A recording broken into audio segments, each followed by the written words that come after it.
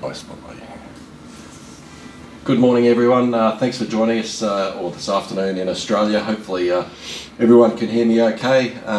As always, guys, cameras off and audio off as well, so that we can preserve the bandwidth. If you have a question, raise your hand, and we'll get underway. We'll start off with Chloe. Thanks, Cole. Hey, Josh. Hope you're well, mate. I guess the first question I had for you was, what was your last week like in the RCB camp? I mean, you guys beat Gujarat, and then you're sweating on the results of MI and DC, get to the eliminator, or qualify to eliminated by Rajasthan. What was that sort of last week like with RCB? It was quite busy, first of all.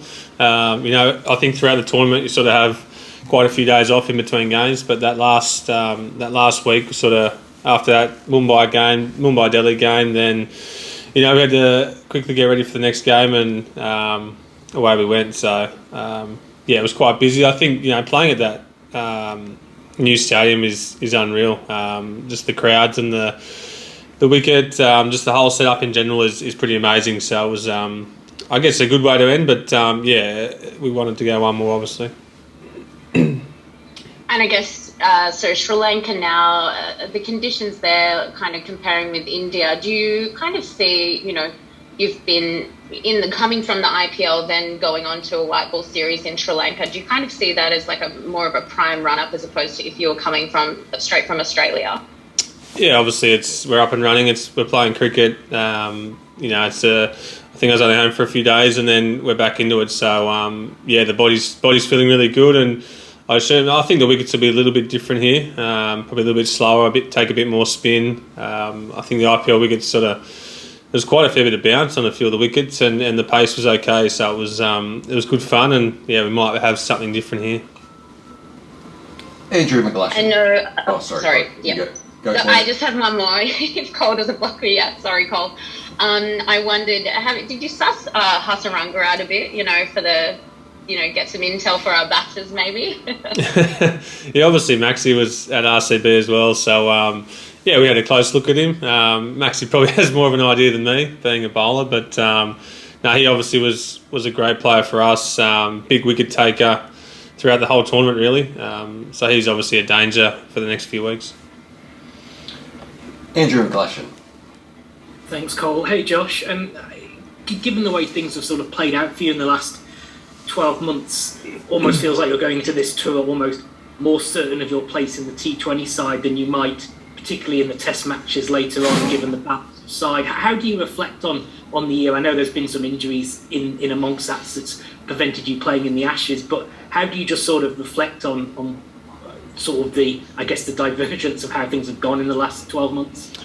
Yeah, it's a strange one, I guess. I've obviously missed a fair bit of red ball cricket through injury and selection, so I guess a little bit disappointing in that regard. And then obviously the white ball, the T20 stuff in particular, sort of gone strength to strength. So it's I guess that's the benefit of having three formats in this sport. If you're struggling in one, or you're not going particularly well in one, then you can sort of rely on another one to come through and really enjoy that one. So it's I guess that's just the benefit of this game. It's great to have those different formats.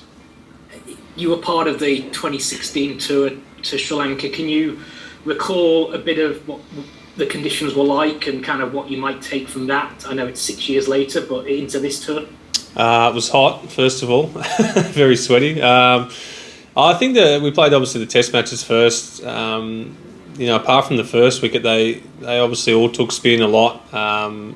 They're probably the most spin wickets I've played on, I think, in my career. So I certainly didn't have much of an impact towards the end, I think, in particular at Colombo, and even Gaul as well. Obviously both tested there this time. So it's going to be interesting to see how that square holds up to two test matches.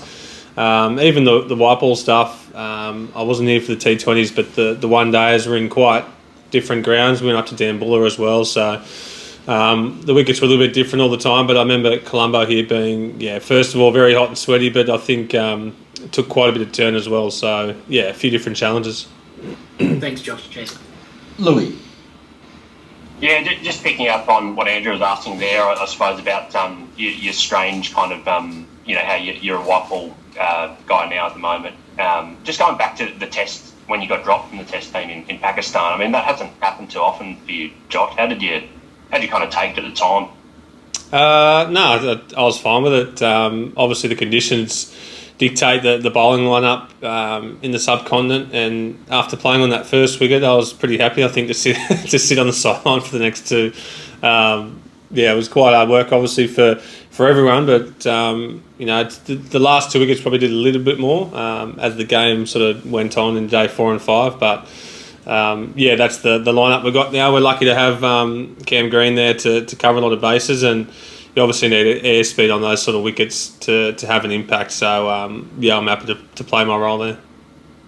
And how about just the three of you, Mitch, Pat, and yourself? Like you've played a lot of cricket together, I suppose, in all three formats and even domestically.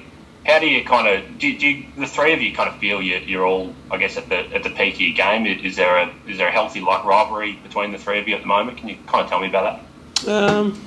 I don't know if there's a rivalry. I think we're all going pretty well at the moment. Over the last sort of 12 months, obviously Pat in particular in Test cricket's been unbelievable. So there's not a rivalry. It's probably healthy competition, if anything. We obviously know there's the three of us going to play in most conditions. And then it's probably me with who's a bit slower on the airspeed that drops out on spinning wickets, and even could go one less quick here in Sri Lanka. Who knows with what wickets we're going to get? So we know we play a role, and we're better in different conditions than others at certain times. But I think just that blend of all three of us a little bit different, which really helps throughout a Test match and throughout a Test series. And how about Mitch in particular? Like, do you really feel like he's maybe at the top of his game? From what you've seen. I think he's been at the top of his game for a long time. He's that type of bowler, he's that impact bowler that takes wickets when others can't, and that's how good he is, and that's what he brings to the team. So I think he's been at the top of his game for a long time. Jasper. Thanks, Cole. Hey, Josh. Obviously, Andrew McDonald not with you guys for the first T20. Have you had much contact with him remotely? And also, has it been a bit of an adjustment having to work with Michael at such short notice? I'm always in contact with Ronnie just through IPL and different stages. I'm not too sure. I haven't been to a training session until today. So we've had Diva in charge a number of times from time to time, and I think any of our staff can jump in when required, and we help each other out on these tours, with maybe not as much help around as in Australia and net bowls and different things. So, we'll be fine, mate. And Aaron Finch sort of said the other day that he was pretty confident that 3 quicks and a spinner would be the way to go going forward. Now that you have had a training session, is that still the plan? And if so, do you know who will line up next to presumably yourself and Mitch in the first T20? Oh, I've got no idea. I haven't really spoken to Finchy about anything to do with cricket just yet. I'll go down to train today and we'll get to the ground. We'll probably know more as the game gets closer. Sometimes these wickets look a lot different, 4 or 5 days out as opposed to day before and day of the game. So that can change a lot, and that can obviously dictate who you play in your team. So I think we're still a long way from the 11 yet. Thanks, Dan. G'day, Josh. Wanted to ask you about you mentioned about 2016. That tour, I think the team had just gone to number 1 in the world. I think you'd won a series in New Zealand. There was a bit of expectation that you would have a strong result there, and it certainly in the Test matches it went very much the other way. Do you recall sort of what that felt like, and I guess how different the mindset is coming here this time, where you've won in Pakistan? Obviously, you're a very experienced group, and you kind of know what to expect in the conditions a bit more now.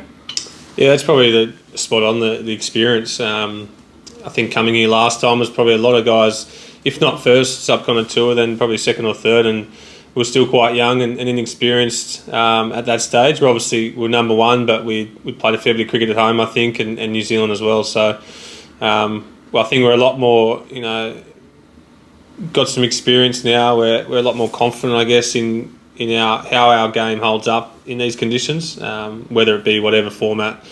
In particular, probably the test team. Sorry, they've played a lot. We've played a lot of cricket in subcontinent. We've played a lot of cricket together now. So, I'd say the confidence and experience is a lot higher than last time. And just one on the white ball element of things. Can you kind of cast your mind back to when you think the point was that you sort of set yourself to become more of a fixture as a 2020 bowler and bring that to your career? Because obviously it's not something that happens by accident. Yeah, I think I can't remember exactly what time it was. Probably a couple of years ago. I think I could see that the couple of World Cups coming up in T20 cricket, and obviously wanted to poke my nose back in at the IPL. So I jumped in for the Sixers. I think it was maybe 3 seasons ago now, and played the last couple of games, and then we ended up winning the semi and the final against the Stars. So it was probably that period where I sort of made conscious effort to get back into T20 a bit. It was so hard before that with just logistical, how tours were overlapping other tours, and you sort of had to pick and choose what you wanted to play for Australia. And I think I just took that opportunity to play the Big Bash, and then that just led to playing for Chennai for a couple of years, and I sort of just ended up playing more and more games as time went on, getting more exposure to it and getting a bit more consistency in it. And then, here we are. Thanks, Josh. Mel. Are you there, Mel? Hey, sorry. Yeah, I'm here. Sorry. Hey, Josh. Just one white ball and one red ball question, if I may. First on white ball, we spoke a bit last year about how you kind of went on a bit of a journey from the start of the winter tour through the IPL about, where line and length came into it and where change-up balls and variations came into it. Just wondering if there's, and like the knuckleball as well, that sort of really came into your bowling. Is there anything specific that you picked up during the IPL this time that's developed it to another stage? No, I wouldn't necessarily say that. I think the wickets, again, were a little bit different. They probably dictated how we bowled on any particular night. A few of the grounds were literally just we bowl length the whole time, and the wicket was doing enough with that steep bounce at probably Pune and DY Patel, and then you head to BCI ground. That was probably the hardest wicket to bowl on. I think the numbers were showing, and then obviously Wankhede was a bit different again. So I think it's just about adapting to the conditions and not necessarily going too much into what the batter likes or dislikes. It's more about how the wicket's reacting and what's going to work best on that, and sticking to your strengths. So again, you're learning all the time, but I think the wickets dictated that the most. And just when it comes to the red ball stuff, I guess when you had wickets that perhaps weren't conducive to pace in Pakistan, reverse swing ended up being incredibly important in that. Well, what do you see as the type of bowling that you're going to have to produce to be effective on Sri Lankan wickets? Yeah, again, we sort of got to see what we get dished up, I guess. Gaul can reverse swing. I remember last time we were there, it was quite a strong wind across the ground, so reverse swing come into play there with the abrasive surface. I think Sri Lanka only bowled maybe 2 overs of quick for the whole game, so that sort of tells you what wicket we might get. But yeah, I mean, you got to stick to your strengths on these wicket again, and it's about bowling accurate for me, and I don't have the airspeed, I guess, of Pat and Mitch, who can sort of blast batters out at any stage of the game. It's about building pressure, and I guess I become the holding bowler, and the spinner becomes the attacking bowler. So we sort of switch roles as opposed to what we do in Australia. Last one here, guys. Bharat. Thanks, Cole. Hey, Josh. You just spoke about adapting to conditions.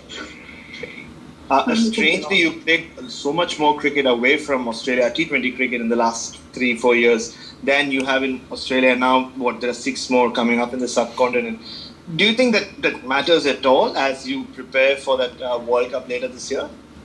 No, I don't think so. I mean, we just come off the back of a series against Sri Lanka in Australia. We played a few games there. We've obviously got, it's a little bit different. We've got the big grounds in Australia to sort of defend against when we're bowling. the wickets are obviously a little bit different, and the Yorker might be the go-to at different grounds, and we bowl back of a length and bounces at Melbourne. So again, it's just about adapting to wherever we are in the world, and that's international cricket. So whether we're here in Sri Lanka, with cutters and different things might be the go with the ball gripping on the wicket. That might not happen as much in Australia. So again, it's just about adapting. And sorry, just about that. So are there certain T20 bowling skills that you can focus on even on these tours, keeping Australia in mind? Yeah, absolutely. You're always working on, trying to work on everything really when you're at training in and around T20 series. You're trying to work on different style balls and nailing your Yorker or your bouncer or your length. So it's, you always work on different things, and hopefully you're adding to your armoury, I guess, and then it's just about when and where, I guess, you're putting that into practice. Thanks, Brad. Thanks. Oh, another one, Brad, or are you good? Oh, no, all good. Thank you so much. Okay. Thanks, everyone, for joining us this morning. Sorry for the change in time. So glad everyone got along to have a chat to Josh. So thanks, guys. We'll catch up with you all again tomorrow. Thanks, guys. Thanks, Josh. Thanks, Paul. Cheers. Thanks, Josh.